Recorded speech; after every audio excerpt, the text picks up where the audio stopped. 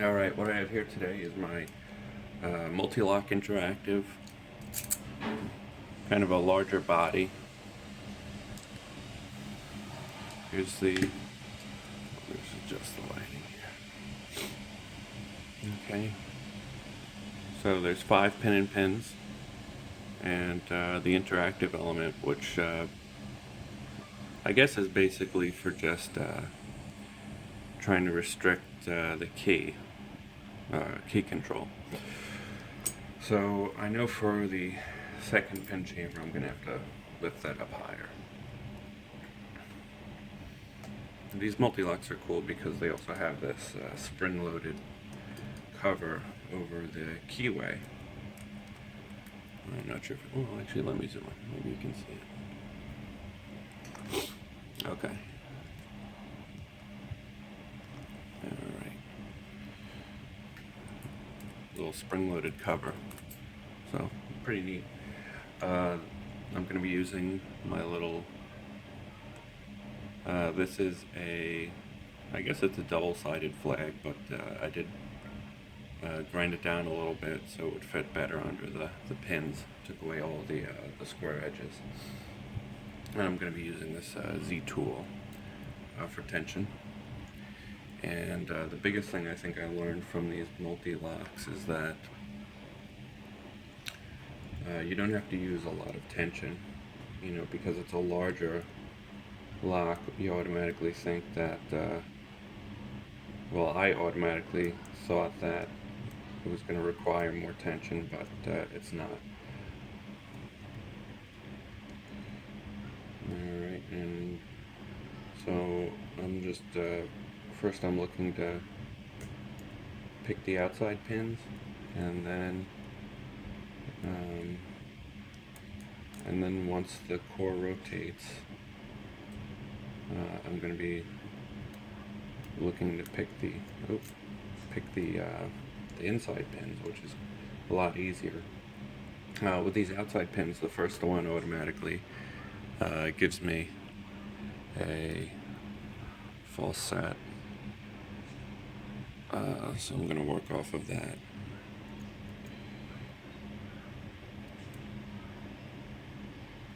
And sometimes it's difficult because you're pushing up on something, you're turning this and you're pushing up on something, and you think that it's giving you counter rotation, but it's actually you turning the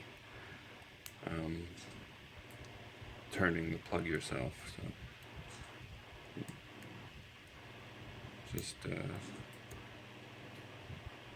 just something I've learned from picking this up in the past few days. So every once in a while I have to come out and kind of try to position my flag to the right of the tension tool.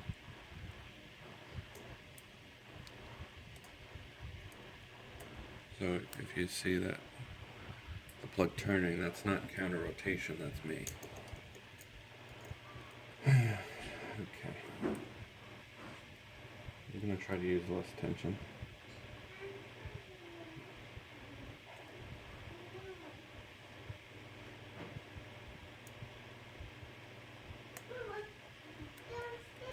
And then if I think I overset something a little bit, I can always release a little bit of tension.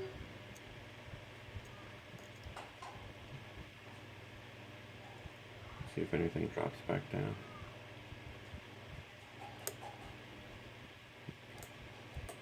Okay, that's been 2 and 3. Kind of a little harder to get to pin 4 and pin 5 because that's where the warding is. The first 2 pins doesn't have any warding on it. It's wide open, and then the other ones are going to have it, which is good and bad,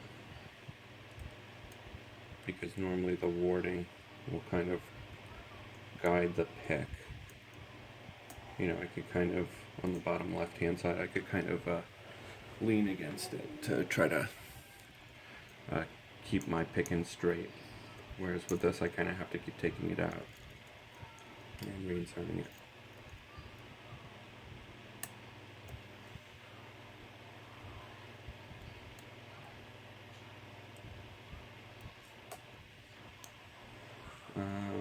there's lots of weird stuff in here.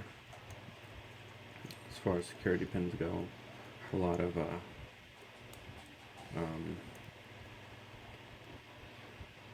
mushroom pins. I believe that's what they use. Although they might be spools, I think they're mushroom pins. Because I do remember opening the lock a while back, and that's what I remember being inside there. Alright.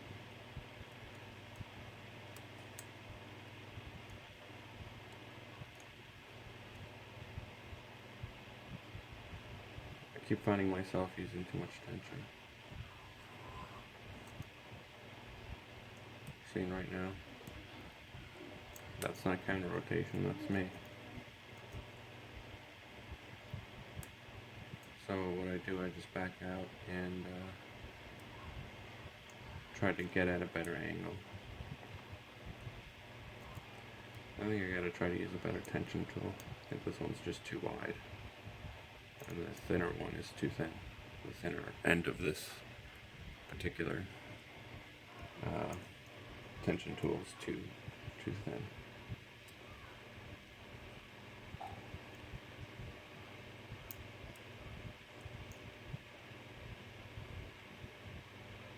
Kind of hard to determine what's real and what's not. But at a certain point, if it's turning close to parallel again, the keyway, you kind of know that you're doing it. But if you slowly turn it, and I'm going to try the opposite then. Try to get this thing open. Alright. That helped a lot. Okay, going in from the other side. So right now I think I'm at the inner pins. Probably am. And so the lock should be open in a minute. Alright, yeah. Got some rotation on pin 2, I think it was, and pin 3. Pin 5. And I'm stuck.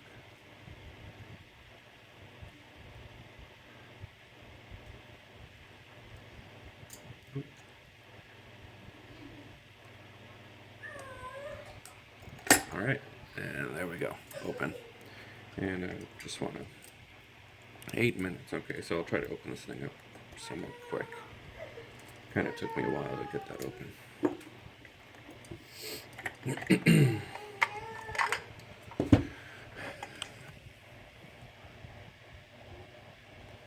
Alright. And you just have to remove this small Allen screw here. I don't know where my screwdriver is. So let's get that started. They do have Loctite on this, which is nice. Okay.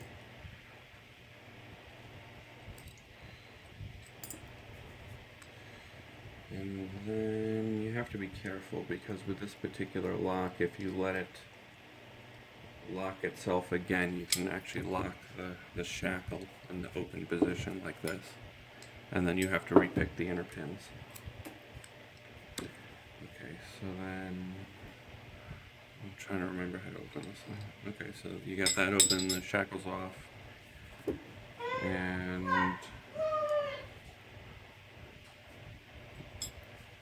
okay, this is going to be kind of messy because the top of the lock is not connected.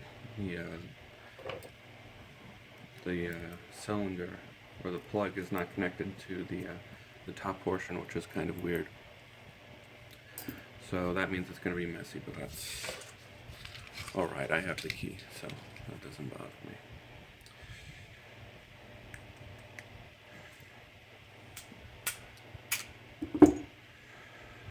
Okay.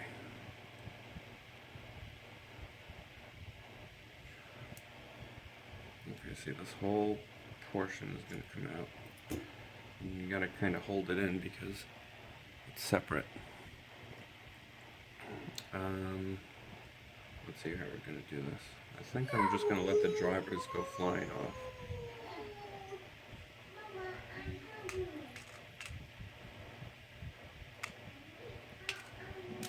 Alright,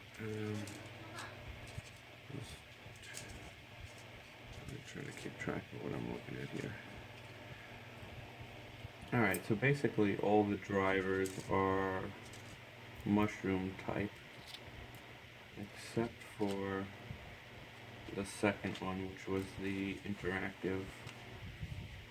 I'll look at the video after I'm done with this and try to figure it out, but I'm pretty sure the second one was just the regular one.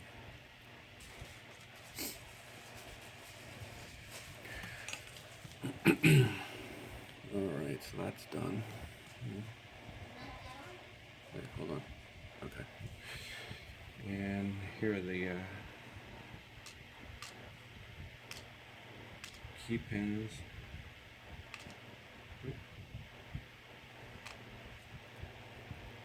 me just try to organize this.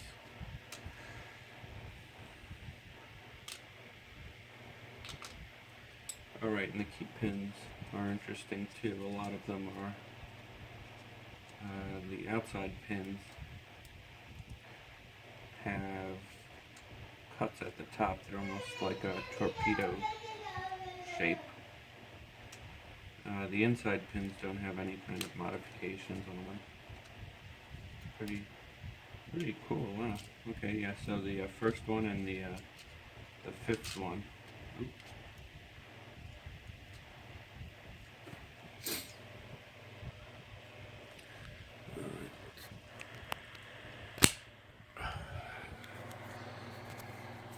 Okay, so this is what we were looking at here. Cool pins. Oh, look at that. Alright, this video's long enough. Thanks for watching, and happy picking.